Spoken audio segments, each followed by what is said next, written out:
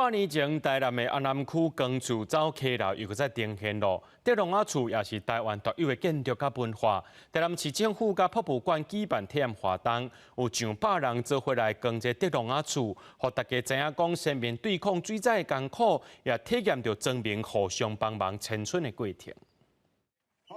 百外人出来，甲两栋外德隆仔厝扛起来，行转去旧厝地，因为重现1928年溪南寮这带特殊的景象。这嘛是台港先民8年前对抗水灾迁村的过程。迄当时每若10门溪做大水，溪岸会放弃，先民就爱同齐扛德隆仔厝搬山过岭到地势较悬的所在。这嘛台南市文化局参台湾历史博物馆甲兴安宫办文化活动，请侪人来体验。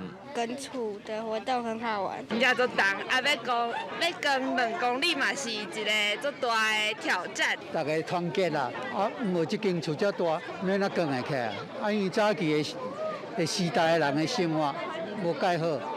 迄个大江内海，因大个厝拢大概拢是这种。因为对抗水灾，才发展出德隆仔厝的建筑工法，嘛展现人参大自然的和平共处的模式。德隆仔厝嘛正做无形文化资产。德隆仔厝保存者利用讲，这是顺手工落去做，其中厝的宽度、宽度、深景，拢是用天赋地宝挂扭出来寸笑。那家己一个人做，爱5个月才通完成。做一间，就爱先天有地宝挂，就好势，寸笑就好势。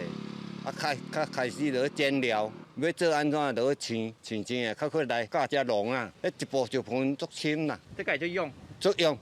你若无好就位人吼，你水呢袂挡袂掉。这个行动，互大家了解咱溪南寮过去的历史。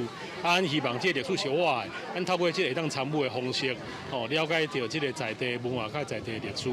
民众对着祖先的脚迹，转去到历史的现场，虽然辛苦，不过是一个珍贵的体验。主办单位嘛，带大家伫宝华顶导览，互大家知影先民开垦的艰苦。记者李上台南采访报道。